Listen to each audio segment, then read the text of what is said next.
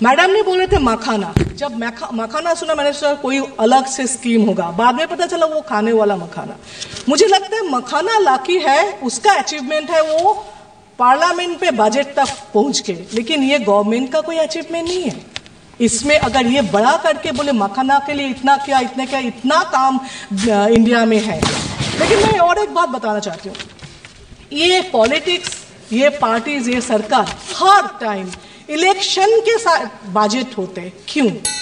Development होता है तो नीडेड के लिए डेवलपमेंट चाहिए, देश का कहाँ पे क्या चाहिए, B for BJP, B for Bihar, B for Bengal. लेकिन नहीं, क्योंकि बंगाल वोट नहीं दिए इसलिए ये भी इलेक्शन के ऊपर डिपेंड करे डेवलपमेंट। और बिहार इलेक्शन है, शायद वो लोग बहुत वोट देंगे ये सोच के उसका एलोकेशन हुआ। लेकिन मुझे लगता है हमेशा अगर हम सब लोग इसमें ध्यान दें, डेवलपमेंट किस लिए चाहिए, कितना चाहिए, कहाँ तक चाहिए। मुझे पता है टाइम कम है, लेकिन बहुत कुछ बोलना था। मुझे एक रिक्वेस्ट है, एक सजेशन भी है।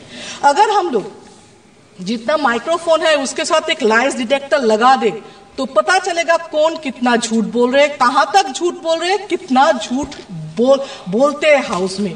तो इसमें यह भी पता चलेगा जो मिनिस्टर के पीछे बैठ के थप थप थप थप करके साउंड देते उसका साउंड ज्यादा है और या लाइज डिटेक्टर का टाटा टाटा वो साउंड ज्यादा है। देश को यह भी जानना चाहिए झूठ कहाँ है, सच कहाँ है। और मुझे लगता है ये सिस्टम बनने से सच ज्यादा होते रहेंगे और झूठ कम होते जाएंगे। Thank you.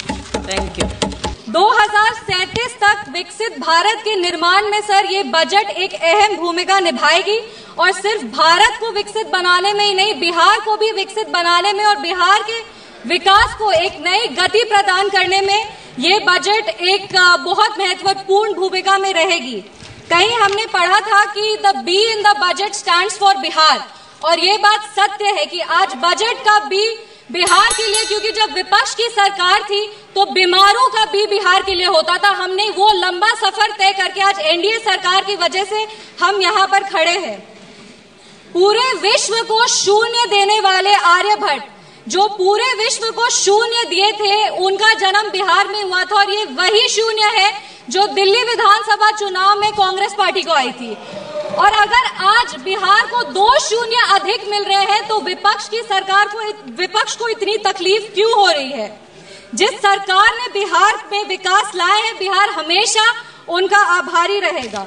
हम उस बिहार की बेटी हैं सर जो इस देश की रीढ़ की हड्डी है, वो चाहे आपके कॉर्पोरेट सेक्टर्स हो, वो चाहे आपके सॉफ्टवेयर आईटीज हो, वो आपके इंफ्रास्ट्रक्चर को खड़ा करने वाले मजदूर हो, वो आपके घर के सहयोगी हाथ हो। हर घर में सर एक बिहारी है, आपके घर को घर बनाने वाला आदमी बिहारी है। बिहार का उत्थान अब अडिग है और बिहार के विकास में अब कोई भी बाधा नहीं आएगी। रीजनल फेवरेटिज्म की बात करते हैं सर, 2004 में डीएमके पार्टी के समर्थन के लिए तमिल को क्लासिकल लैंग्वेज घोषित कर दिया गया था और उसके लिए एक यूनिवर्सिटी की स्थापना भी की थी। तब बिहार वासी को और बिहारियों को कोई दिक्कत नहीं था, पर आज जब बिहार को ज्यादा मिल रहा है तो विपक्ष को इतनी तकलीफ क्यों हो रही है? बिहार में आज जीडीपी का मतलब है ग्रॉस डोमेस्टिक प्रोडक्ट, बट जब विपक्ष की सरकार थी तो बिहार में जीडीपी का मतलब था गुंडागर्दी, डकैती और पॉवर्टी। हम बिहार में जमीनी स्तर पे काम करते हैं, इन लोगों ने बिहार में जमीन हड़पने के लिए काम किया है। हम दोनों में बस यही अंतर है। संविधान विरोधी कहते हैं और नेता प्रतिपक्ष भी जब राष्ट्रपति अभिभाषण के धन्यवाद प्रस्ताव में बोल रहे थे तो जितने बार उन्होंने भारत का नाम नहीं लिया था उससे ज्यादा वो चाइना के बारे में बात कर रहे थे। और ये इनका एक ट्रेडिशन रहा है कि चाइना के मॉडल से ये बहुत प्रभावित रहते। नेशनल एडवाइजरी काउंसिल भी चाइना से प्रेरणा लेकर के ही स्थापित की गई थी। हम राहुल गांधी जी को बस यही कहना चाहेंगे, राहुल गांधी जी, ज्यादा चीनी देश के लिए और सेहत के लिए, दोनों के लिए हानिकारक है। इंडिया अलायंस को देखते हैं सर तो एक गाना याद आता है, इंडिया अलायंस को देखते हैं तो एक गाना याद आता है, देख जमाने की यारी बिछड़े सभी बारी बारी। और Bihar election will be the last nail in India alliances coffin. इसके बाद इंडिया अलायंस वैसे ही इस धरती पर से विलुप्त हो जाएगा जैसे किसी समय में डायनासोर हुए थे। अगर हम बजट की बात करें तो वित्त मंत्री जी ने 50 लाख करोड़ का बजट दिया है, जिसमें 11,21,000 जो है वो कैपिटल एक्सपेंडिचर है। ये हमारे देश के निर्माण में एक अहम भूमिका निभाएगी।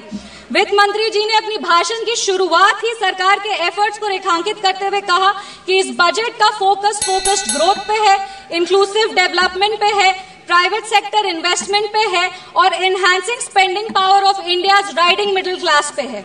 ये बजट एक गाइडिंग फोर्स के रूप में अपने आप को स्थापित करेगा और ये इस बजट का ही परिणाम है कि इतने ग्लोबल अनसर्टेनिटीज के बावजूद भी हमारा देश एक फास्टेस्ट ग्रोइंग इकोनॉमी है। Sir, I am the only speaker from my party, मेरे को अपनी बात पूरी करने का पर्याप्त समय मिलना चाहिए।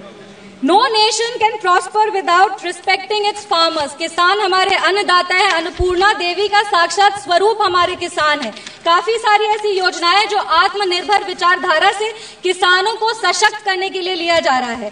प्रधानमंत्री धन धान्य कृषि योजना हो, जो 100 जिले जिसमें कम उत्पाद होते हैं वहां पर लगभग 150 करोड़ किसानों को ये योजना जो है वो फायदा देगी। वो फसल विविधीकरण हो, सिंचाई हो या ऋण उपलब्ध कराना हो, इस योजना के तहत किसानों को सशक्त किया जाएगा। Rural prosperity and resilience program के तहत ग्रामीण क्षेत्रों को मजबूत किया जाएगा, आर्थिक रूप से उनका सशक्तिकरण होगा। आत्मनिर्भरता in pulses. Sir, I am the only speaker from my party. Sir, I have enough time, I know. Mission for आत्मनिर्भरता इन पल्सेस के तहत तूर, उड़द, मसूर दाल जैसे जो उत्पादन है उसको भी पूरा किया जाएगा। आप कम समय दे रहे, इसीलिए हम फोकस पे आते हैं। दलितों का उत्थान के लिए सरकार ने क्या काम किया। पद्मश्री आचार्य किशोर कुणाल ने अपनी किताब दलित देवो भव में लिखा था, जिस दिन समता की आधारशिला पर बनेगा सुदृढ़ वितान, धन्य होगा यह देश और संगठन हमारा होगा अत्यंत महान। जब भारत के भाल पर सुशोभित होगी जाति समता की पताका, तब मिटेगी इस देश की दारुण दुखों की राका। इसी को आधारशिला बनाते हुए, एक सेकंड सर, प्लीज, एक second sir, let me complete. इसी को अपनी आधारशिला बनाते हुए दलितों के लिए बहुत काम हुआ। उसके कुछ आंकड़े हैं जो हम पेश करना चाहेंगे। महिलाओं को अनुसूचित, जो महिलाएं अनुसूचित जाति जनजाति से आती है, उनको पहली बार ऐसी 5 लाख फर्स्ट टाइम एंटरप्रेन्योर्स होंगे जिनको 5 साल में 2 करोड़ की राशि दी जाएगी। दलितों के लिए दलित जो बच्चे हैं जो पढ़ाई कर रहे हैं उनके लिए पोस्ट मैट्रिक स्कॉलरशिप प्रोग्राम है और प्री मैट्रिक स्कॉलरशिप प्रोग्राम है। Thank you. Please conclude. Please conclude. Give me 5 minutes, sir. Please let me complete. It is not possible. 10 parties. Please, madam. 10 parties together have been allotted only 17 minutes. Already you took 7 minutes. Post matric scholarship scheme के तहत 2024 में लगभग 4.5 लाख ऐसी छात्रों को 5 करोड़ की छात्रवृत्ति वितरित की गई है और प्री मैट्रिक स्कॉलरशिप स्कीम के तहत 18 लाख छात्रों को 437 करोड़ की राशि दी गई है। सर, अनुसूचित जनजाति बिहार में लगातार जातियों को सिर्फ राजनीतिक लाभ के लिए इस्तेमाल किया गया था जब विपक्ष की सरकार थी। इंदिरा गांधी जी बेलची गांव गई थी हाथी पे चढ़कर, उसके बाद भी उन्होंने सिर्फ और सिर्फ उनके लाभ के लिए दलितों को प्रताड़ित किया गया। जब लालू यादव जी आज समाजवाद पे बहुत लंबे भाषण देते हैं, पर यह बात सत्य है कि अगर सबसे ज्यादा दलित को प्रताड़ित किया गया था तो वो उन्हीं की शासनकाल में किया गया था। हम अपने राष्ट्रीय अध्यक्ष श्री चिराग पासवान जी का आभार व्यक्त करते हैं, जिनके प्रयासों, सर 5 मिनट्स, जिनके प्रयासों के वजह से आज निफ्टन जैसे जो इंस्टीट्यूट है वो बिहार में आ रहे हैं और आने वाले समय में बिहार ईस्टर्न हब में एक जो फूड प्रोसेसिंग है उसका एक नोड बनेगा।